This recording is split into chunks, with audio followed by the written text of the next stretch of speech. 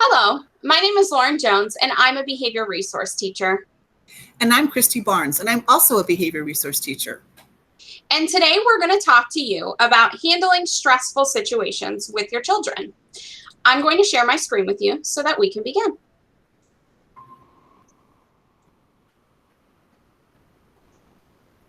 Be stress-free. Branch out with these healthy tips. So our goals for today is that you are going to learn how to identify stressful situations, and then you are going to also learn strategies on how to handle these stressful situations. So let's talk about parenting. Parenting can be wonderful, rewarding, and a positive experience. Parenting at times can also be challenging, stressful, and an emotional roller coaster. It's okay to have all of these different feelings when interacting with your children. We are going to show you the negative emotions tree. As you see here, we have roots, we have a trunk, and we have the different fruit. Once you understand negative emotions, you can develop positive ways to express them, which will then lead to better relationships with your children. First, let's talk about the roots. The roots are all of the things that cause you to react in a negative way. Sometimes we're more patient with our children than at other times. It's important to realize that. You might be more likely to become upset when your needs are not being met. Let's talk about some of those times. So as the roots grow, you need to take care of yourself. We are so busy, sometimes we just forget that. So if you are hungry, you need to eat, even if it's a little snack.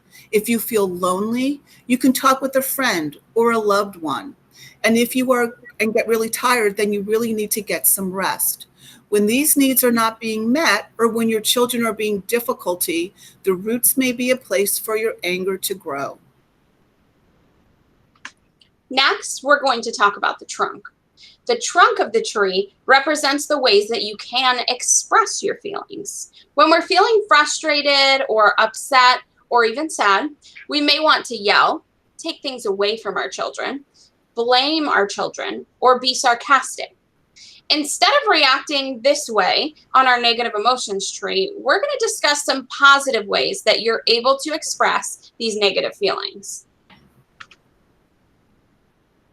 So now we're going to talk about the fruit of the tree.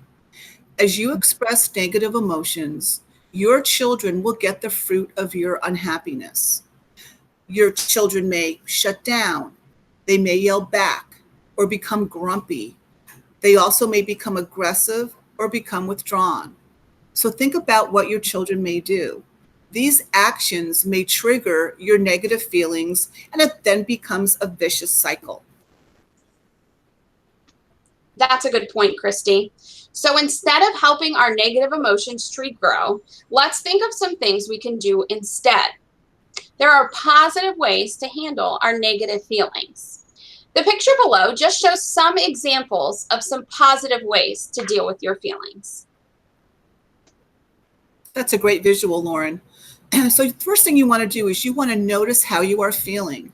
Your body reacts to negative emotions in different ways. You may get red in the face. You may talk very loudly, and your heart beats a lot faster. You also may clench your teeth.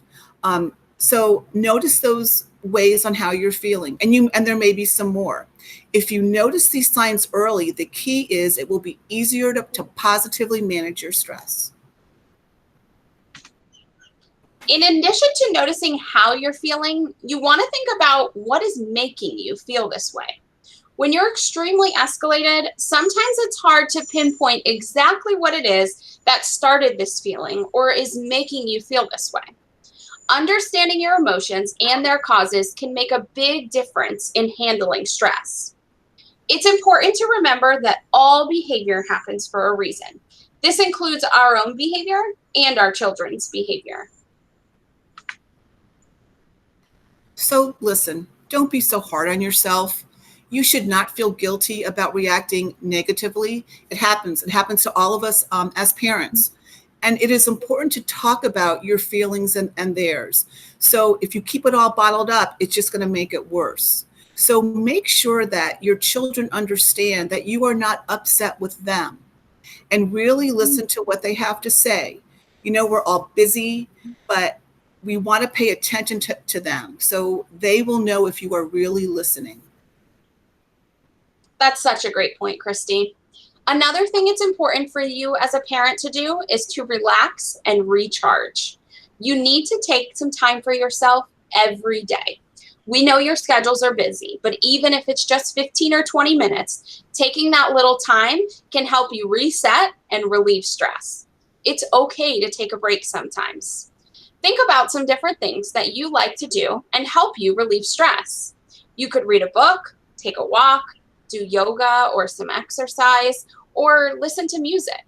Think about what works for you and find just a little bit of time during the day to give yourself that reset.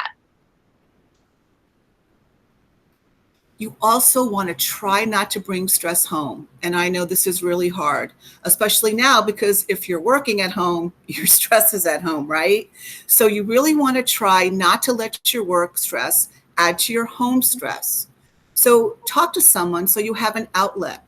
It could be someone from work, a friend on the phone. Sometimes if you sit in your car before you go in and just take a deep breath and think of happy things. Sometimes when I pull into my driveway, I kind of think about what I'm going to cook for dinner, because believe it or not, that relaxes me because I really like to cook. And you want to make family time your first priority. It is really great to come home and spend quality time with your family. It's also important to know and remember that you can ask for help. Don't be afraid to ask for help from someone you trust, whether you need a break and someone to watch your kids for a while, or even if you just need someone to talk to. Also, it's important to seek out other parents who are experiencing the same issues as you. You are not alone in parenting, and there are many people who are going through just what you're going through. If you think you need more help, you can also always seek out a professional for support as well. In order to help your child learn to cope, it is really important that you teach your children positive ways to deal with stress. As parents, we are the role models. You want to be kind and patient as your children are still developing, and all your children's developmental levels are different, so you really want to keep those levels in mind. We have a great example of a coping skills wheel, and this might also give you some really cool ideas. Those are some great strategies to use with your children, Christy. So let's think about the big picture. Once you've learned to manage your own stress, it will be much easier to have positive experiences with your family. One great practice is to reflect with your children on the things that you're grateful for. Model this for them and have them think about things they're grateful for as well. Keeping this positive outlook is a great way to reflect with your family. Communicating with your child will reduce stress for both of you, no matter what their age is. And in closing, we're talking about being nourished and growing. Utilizing these skills will nourish your family and help them grow, even if you just use one of them, and hence it will grow like this lovely tree here. We hope you enjoyed learning about some ways to handle stressful situations. If you need some more assistance, reach out to your child's teacher and say that you need help with behavior.